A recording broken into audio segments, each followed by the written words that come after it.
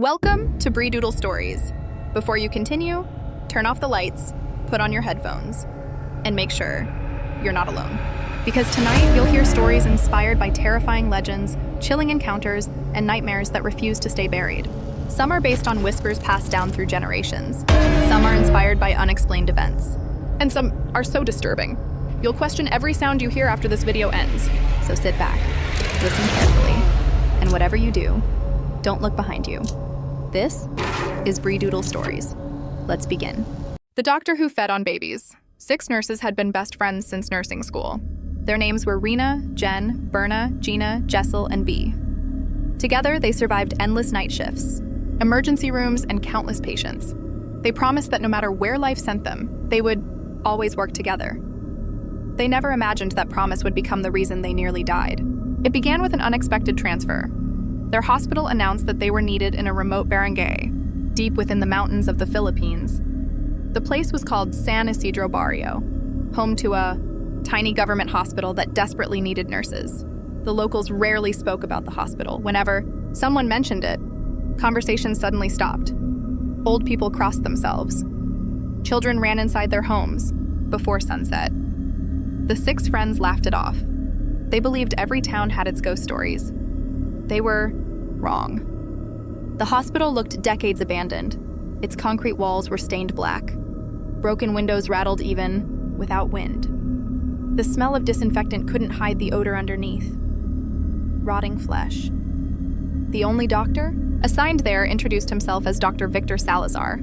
He was unusually pale. His lips looked almost gray. His smile never reached his eyes. The strangest part, no one had ever seen him eat. During lunch breaks, he would quietly leave the cafeteria carrying a black leather bag. He always returned alone. The first few nights were already disturbing. Children cried through empty hallways. Tiny footprints appeared. On freshly mopped floors, hospital beds rocked by themselves. One night, Bee heard a little girl laughing outside room 13. When she opened the door, no one was there, only dozens of tiny handprints covering the ceiling. Jen volunteered to check the maternity ward. She froze. The nursery was empty. But every single baby monitor was playing the sound of infants crying.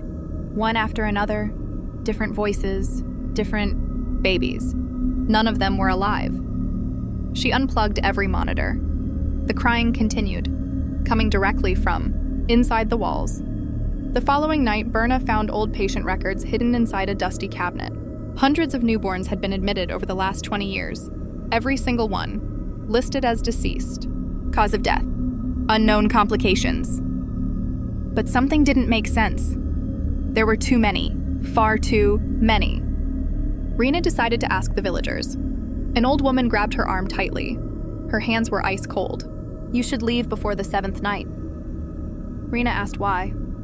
The old woman whispered, "The doctor feeds."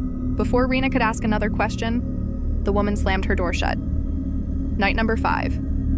The power suddenly went out. Darkness swallowed the hospital.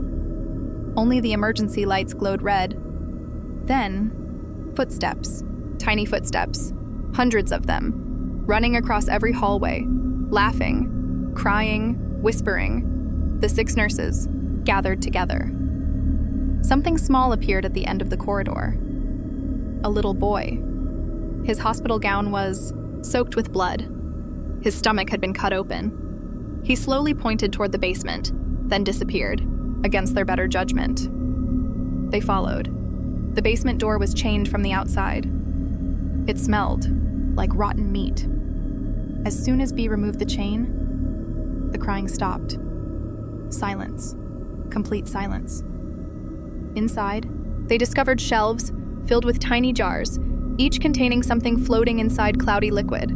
Tiny fingers, tiny feet, umbilical cords, bones, dozens, no, hundreds. Then they found another room, a cold storage freezer. When Gina opened it, she screamed.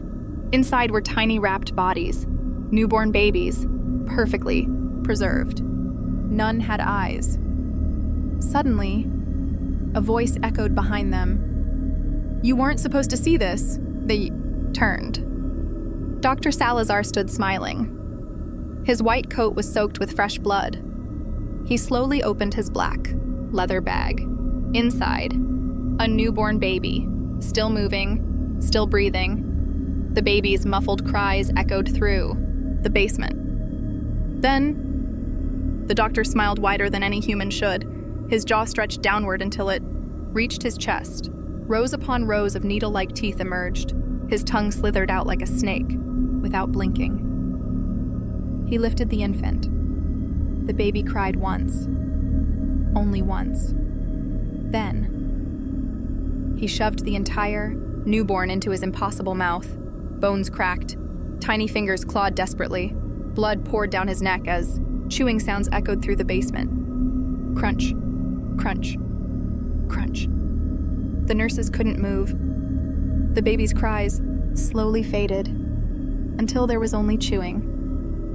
When the doctor swallowed, he sighed in satisfaction. As long as I eat, the children never leave. The lights exploded. Every hallway shook. Then came the screams, not from adults, from children. Hundreds, thousands. The walls cracked open. Tiny skeletal hands reached through the concrete. Ghost children crawled from every room. Their empty eye sockets wept black blood. Some carried their own severed heads. Others dragged missing legs behind them. Every child stared directly at Dr. Salazar. Then they screamed together, "Give us back our lives!" The ghosts attacked. They climbed onto the doctor-like insects, biting, scratching, tearing flesh apart, but every wound healed instantly. The doctor left until a little baby ghost crawled onto his shoulder, the smallest of them all. Its tiny hand reached inside the doctor's chest without tearing the skin, without leaving a wound. It simply reached through him and pulled out something black. His heart. The heart was still beating, covered in worms. The baby crushed it. The doctor's laughter stopped. His body collapsed. His skin rotted within seconds. Then, nothing remained, except bones. The children turned toward the nurses. For one terrifying moment, everyone thought they would die. Instead, every ghost smiled, not with happiness, with sadness. One by one, they disappeared into tiny glowing lights. The hospital finally became silent. The 6 nurses resigned the very next morning. No one believed their story. When government officials inspected the hospital, the basement no longer existed. No jars, no freezer, no bodies, nothing. Only an empty concrete floor. Years later, a brand new hospital was built on the same land. Patients say the maternity ward is perfectly safe, except every year, on the 7th night of July, newborn babies suddenly begin crying at exactly 3:33 a.m., even when the nursery is empty. Security cameras occasionally capture tiny children walking the hallways, holding hands, searching, as if they are still waiting for someone who never came home. So if you ever become a nurse assigned to a remote hospital, and the doctor tells you never to enter the basement, don't ask questions, because some appetites never die. Thank you for listening. We hope this story kept you on the edge of your seat and made you think twice before turning off the lights. If you enjoyed this chilling tale, don't forget to like, subscribe, and turn on the notification bell so you never miss a new horror story from Briedoodle Stories. Have your own terrifying experience? Whether it's a paranormal encounter, an unexplained mystery, or a true horror story that still haunts you, send it to us at briedoodlestories@gmail.com. Your story could be featured in a future episode of Briedoodle Stories. Until next time, lock your doors, keep the lights on, and remember, some stories end, but the nightmares never do. Good night.